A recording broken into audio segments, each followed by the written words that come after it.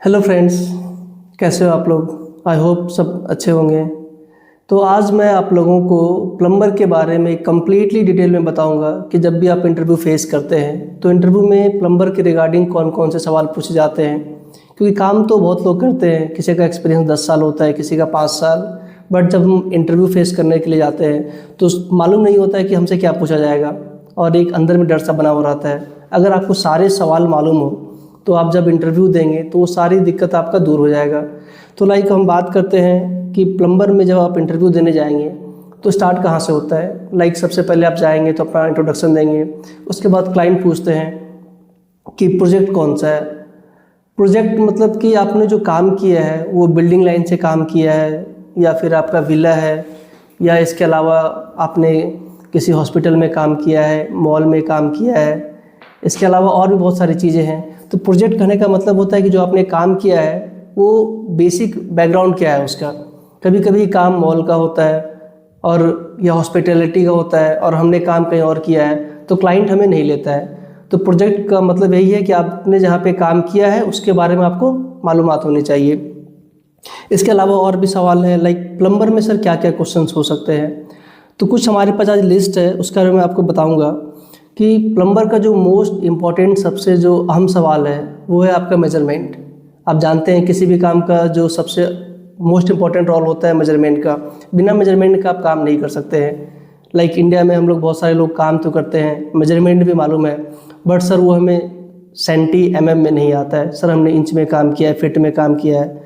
But जब हम कभी गल्फ़ कंट्रीज़ या कोई और कंट्रीज़ आते हैं तो उनके स्टैंडर्ड से हमें काम आना चाहिए। तो वहाँ पे जो मोस्टली मेजरमेंट का तरीका है वो सेंटी mm और मीटर चलता है। तो जब भी आप इंटरव्यू के फेस करने के लिए आएँ तो आपको ये मालूम हो कि मेजरमेंट सिस्टम में हमें पूरा सेंटी mm और मीटर के बारे में सब कुछ मालूमात हो जाए। मेजरमेंट के बाद में अभी सबसे पहला क्या है, वो मेजरमेंट के बाद में आप पाइपिंग करेंगे। तो पाइपिंग करने के लिए प्रोसेस क्या है। अगर आप दीवार में झिर्री काटते हैं तो टूल्स क्या चाहिए, उसका प्रोसेस क्या है।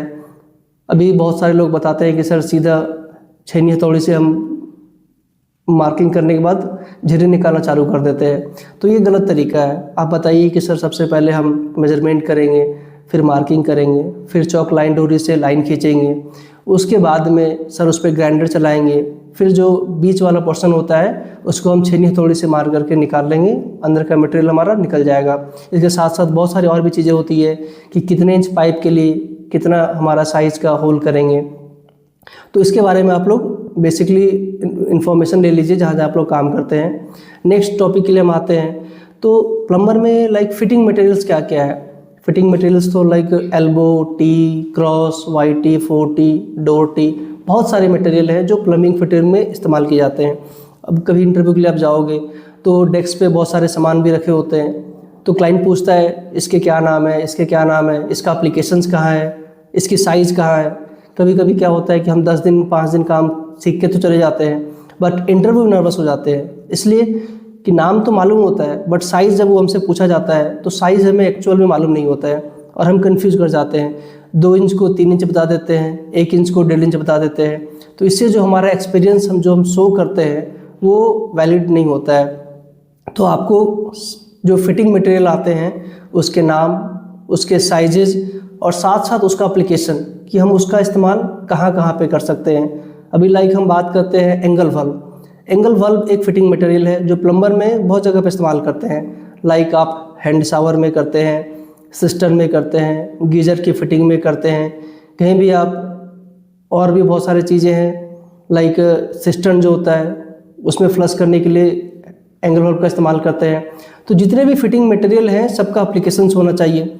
अब एंगल वाल्व भी सर 2 टाइप में आते हैं। एक तो सिंगल एंगल वाल्व आता है, एक आता है सर 2 in 1 कि 2 फिटिंग को हम एक साथ एक एंगल वाल्व में जोड़ सकते हैं। तो मेरा मेन मकसद है कि आप जब भी सामान का नाम जाने उसका एप्लीकेशंस आपको मालूम होना चाहिए कि उसका काम कहाँ पे है, और इसके काम करने के बाद अगर ये अवेलेबल नहीं है तो इसकी जगह पे हम और क्या इस्तेमाल कर सकते हैं। फिर नेक्स्ट टॉपिक पे आते हैं। प्लम्बर का जो सबसे मोस्ट इम्पॉर्टेंट चीज़ है वो पाइप सिस्टम है। तो पाइप में भी मल्टीपल टाइप्स ऑफ पाइप होते हैं। आपको ये मालूम है PVC, CPVC, UPVC, GI, PPR, even copper, HDPE। तो कुछ लोग लिमिटेड पाइप सिस्टम पे काम किए होते हैं। तो जिनको जिस पाइप के बारे में नॉलेज है वो कम्प्लीटली आपको मालूम होना चाहिए कि साफ़ पानी में कौन सा पाइप, गर्म पानी में कौन सा पाइप, गंदे पानी में कौन सा पाइप इस्तेमाल करेंगे। अभी 2-4 पाइप रखे हुए हैं, आपको पूछा जाता है इसमें कौन कौन सा पाइप है और हमें पता नहीं चल पाता है। तो उस कंडीशन में हम क्या करते हैं कि लाइक पीवीसी पाइप को सीपीवीसी बता देते हैं, पीपीआर को यूपीवीसी बता देते हैं। तो बहुत सारे कन्फ्यूजन क्रिएट हो जाते हैं। तो आपको माइंड में ये रखना है कि जब भी पाइप सिस्टम पूछा जाए तो हमें पाइप की पहचान होनी चाहिए, उसके बाद उसका साइज़ मालूम होना चाहिए। पाइप को हम ज्वाइंट कैसे करेंगे, लाइक पीवीसी पाइप होगा तो सॉल्वेंट सीमेंट से ज्वाइंट होगा, जीआई की पाइप होगी तो उसमें चूड़ी कटेगा, पीपीआर पाइप होगा तो उसमें हीटर मशीन से ज्वाइंट होगा। तो पाइप का आपका नाम, उसको पहचानने का तरीका, पाइप के साइज़, पाइप को ज्वाइंट कैसे करेंगे। इसके अलावा कुछ और चीज़ें हैं, लाइक सर पाइप का नाम तो मालूम हो गया बट लंबाई क्या हो सकती है। तो अलग अलग पाइप के साइज़ जो है हमारा लेंथ अलग अलग आता है और पाइप के विड्थ वो भी अलग आते हैं। अभी जैसे आप देखो कि पीपीआर पाइप मोस्टली एमएम में आता है और हमसे जब क्लाइंट पूछता है तो हम पाइप को मतलब इंच में बताते हैं, सर ये आधा इंच है, पौने इंच है, बट एक्चुअल में पीपीआर पाइप एमएम में आता है। तो उस टाइम में क्लाइंट को भी कन्फ्यूजन होती है कि अगर ये बंदा काम किया है तो फिर ये इंच में क्यों बता रहा है, क्योंकि पीपीआर के सारे फिटिंग एमएम में आप देखेंगे। बाकी सीपीवीसी यूपीवीसी वो आपको इंच में मिलेगा बट पीपीआर की फिटिंग एमएम में आती है। तो कुछ चीज़ें आप क्लियर करके आइए कि जो पूछा जाए एग्जैक्टली आपको सेम आंसर देना पड़ेगा। पाइप सिस्टम के बाद हम जब नेक्स्ट टॉपिक की बात करते हैं तो सप्लाई वाटर होते हैं, फ्रेश वाटर होते हैं, वेस्ट वाटर होते हैं, इवन हॉट वाटर होते हैं। तो किस सिस्टम में कौन कौन सा पाइप लगाते हैं। अभी हमसे पूछा जाता है कि लाइक 4 साल से काम कर रहे हैं तो गर्म पानी में कौन सा पाइप इस्तेमाल करेंगे। हमें कुछ समझ में नहीं आता है, हम पीवीसी बोल देते हैं और सिंगल आंसर सुनते हैं हमें क्लाइंट बाहर भेज देता है। तो कहने का मतलब है कि अगर आपने काम किया है, आपको पाइपिंग सिस्टम के बारे में मालूम नहीं है कि गर्म पानी में कौन सा पाइप लगाएंगे, ठंडे पानी में कौन सा लगाएंगे, तो फिर आपने काम एज ए टेक्नीशियन नहीं किया है। फिर में भी आप असिस्टेंट हो सकते हैं या फिर लेबर हो सकते हैं। तो आपको completely fresh water, supply water, waste water और हॉट वाटर में जो पाइप का साइज़ इस्तेमाल होता है उसके बारे में मालूम होना चाहिए। इवन कौन सा पाइप इस्तेमाल करते हैं। अभी साइज़ की बात करें तो कभी कभी पूछा जाता है कि ठीक है आप गर्म पानी का इस्तेमाल करते हैं, पाइप का साइज़ बताइए। हम 2 इंची 4 इंची कुछ भी बोल जाते हैं। तो हर फिटिंग में एक लिमिटेड साइज़ आते हैं। अभी आप जो काम करेंगे छोटे मोटे घर में होता है, लाइक 2 फ्लोर 4 फ्लोर या कभी कभी 20 फ्लोर की भी बिल्डिंग होती है। तो जैसा जैसा हाइट बढ़ता है पाइप का साइज़ बढ़ते हैं, लेकिन मोस्टली आप देखोगे तो आधा इंची से लेकर 2 इंची तक की पाइप हम लोग साफ पानी के लिए इस्तेमाल करेंगे। अगर गर्म पानी की बात करेंगे तो मोस्टली आधा इंची से लेकर पौने इंची तक, 1 इंची भी इस्तेमाल हो जाता है, 1.25 इंची भी हो जाता है। बट डिपेंड करता है कि आपका एप्लीकेशन कितना है। गंदे पानी की बात करेंगे तो सबसे जो छोटा पाइप आता है वो 1.25 इंच का आता है, उसके ऊपर 4 इंच, 1.25 इंच, 1.5 इंच, 2 इंची अप टू 4 इंच घर के अंदर। अगर घर से बाहर जाएंगे तो आपको 5 इंची, 6 इंची, मतलब मल्टीपल वैरायटी है जो आपको इस्तेमाल करने को मिलेगा। तो पाइप के बारे में मालूम होना चाहिए। नेक्स्ट टॉपिक हम बात करते हैं तो ट्रैप लाइक क्या है ये। ट्रैप का मतलब होता है जाल। तो हर गंदी फिटिंग जितनी भी होती है वेस्ट वाटर वाली, उसके नीचे में एक ट्रैप लगाते हैं। तो ट्रैप का काम क्या होता है, लाइक ट्रैप का मतलब है कि गंदा पानी हमारे सिस्टम से या गंदी मटेरियल हमारे सिस्टम से बाहर चले जाए और दोबारा लौट के उसमें ना आ पाए। साथ साथ उसके जो नीचे है साफ पानी का जमाव हो, ताकि आपको मालूम है कि जितने गंदे पानी के फिटिंग होते हैं वो सारे कहीं न कहीं जाके नाले से मिलते हैं। तो पाइप तो आप नाले से जोड़ देंगे, मटेरियल जो है वो पाइप के थ्रू बाहर चले जाएगा क्योंकि आपने उसमें स्लोप डाल दिया है। बट जो उसके अंदर बदबू है, लाइक जो गंदी हवाएं हैं, वो उस पाइप से बैक आ जाती है। और जब आप ट्रैप का इस्तेमाल करते हैं तो ट्रैप में जो पानी जमा हुआ होता है उस पानी के थ्रू जो गंदी एयर है घर के अंदर एंट्री नहीं कर सकता है। तो इसके लिए जितनी भी फिटिंग आप देखो, इवन आप वॉश बेसिन लगाओगे तो वहाँ पे नैनी ट्रैप लगाते हैं, इवन बोटल ट्रैप भी लगा देते हैं। इंडियन सीट लगाओगे पी ट्रैप लगाते हैं, WC सीट में एस ट्रैप लगाते हैं। इवन WC सीट में एस ट्रैप लगा हुआ आता है इसलिए हम लोग सीधा 90 डिग्री एल्बो लगा लेते हैं। तो आप जितने भी गंदे फिटिंग की बात करेंगे उसमें हम ट्रैप लगाते हैं। इसके बाद लाइक ट्रैप के बाद में और क्या हो सकता है, वल्व आते हैं।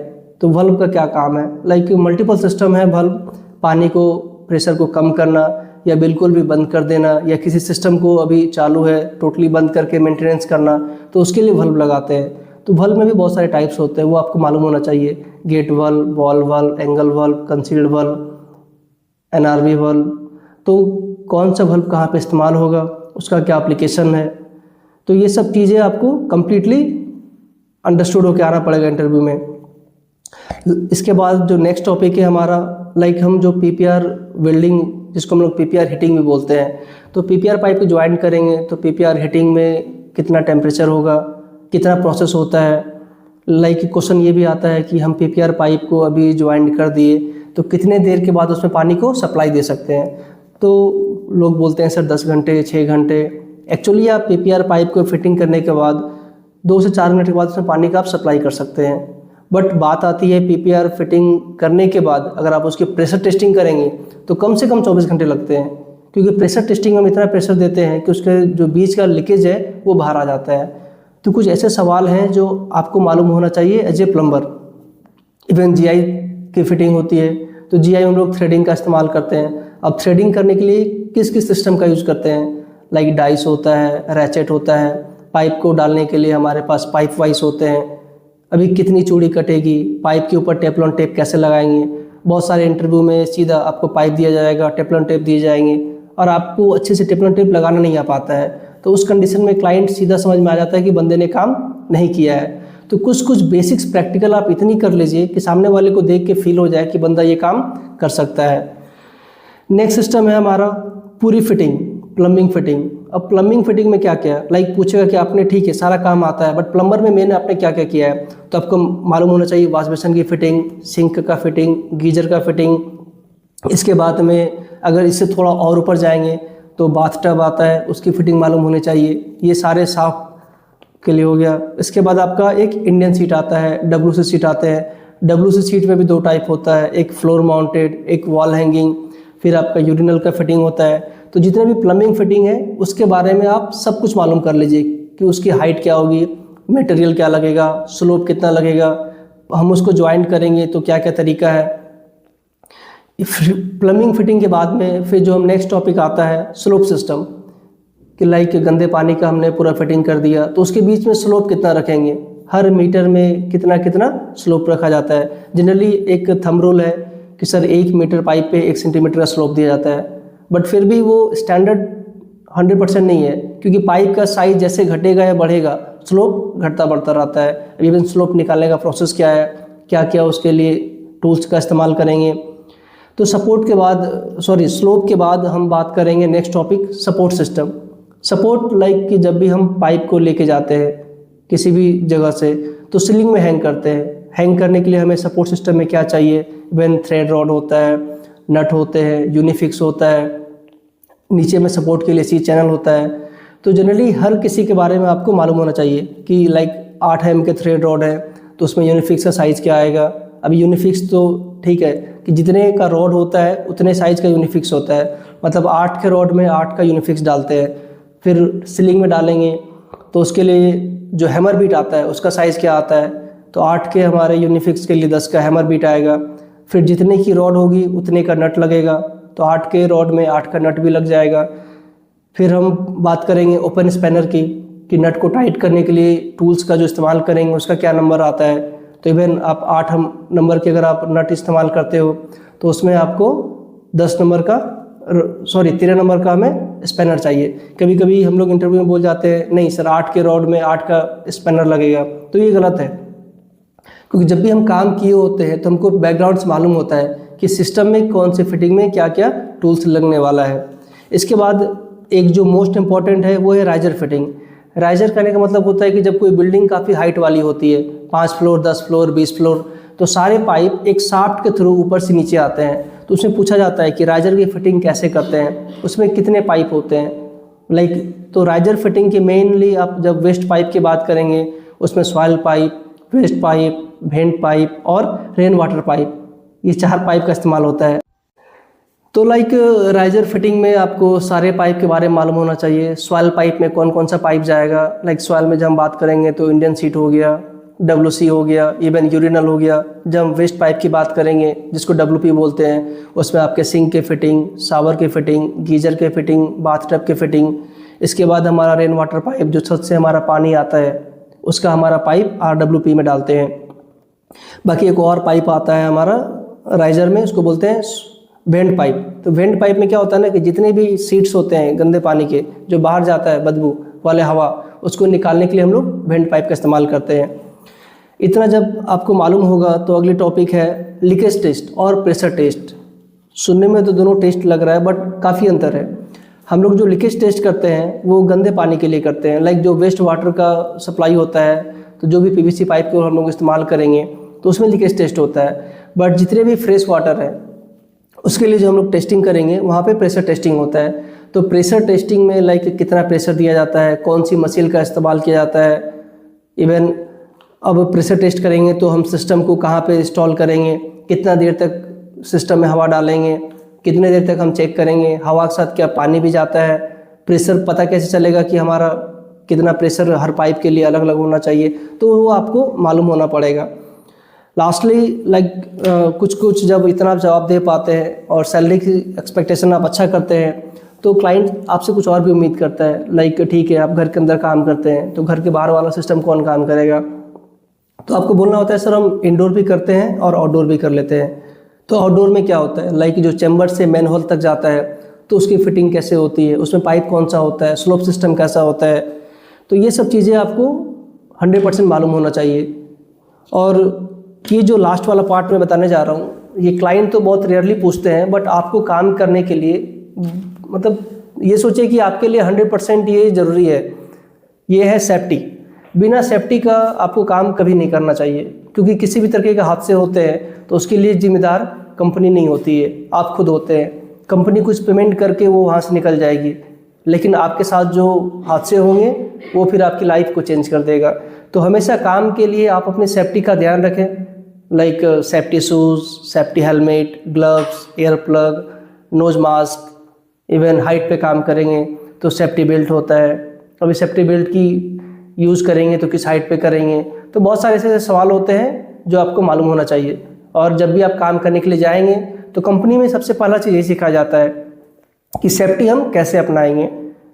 इवन इस चीज़ों के बारे में अगर आप नॉलेज रखते हैं तो आप किसी भी इंटरव्यू में अच्छे सैलरी के लिए आप क्रैक कर सकते हैं। और आई होप कि इसके अलावा प्लम्बिंग में मोस्टली सवाल तो बहुत सारे हैं बट इतने बेसिक सवाल के बाद आप कभी फेल नहीं होंगे। हाँ, सवाल के साथ साथ आपका एक कॉन्फिडेंस लेवल होता है जो दिखना चाहिए कि लड़के ने काम भले ही नहीं किया है बट बात करने का तरीका इनका ऐसा है कि शायद ये काम कर सकता है और इसको अगर हम चांस देंगे तो पक्का ये बंदा काम कर लेगा। तो इसके अलावा अगर आपको कोई भी दिक्कत हो, लाइक जो मैंने पोस्ट किए हैं अभी सवाल, उसमें कभी भी कोई कन्फ्यूज़न हो तो आप मेरे से कमेंट में पूछिए कि सर लाइक कुछ बताइए, इसके बारे में मुझे डिटेल सर जानना है। या इवन आप मेरे चैनल पे जा कर के देख सकते हैं, वहाँ पे नंबर निकाल सकते हैं। कुछ भी आपको नॉलेज चाहिए बेसिकली मैं आपको रिवर्ट करूँगा। सो थैंक यू फॉर आपके सपोर्ट के लिए।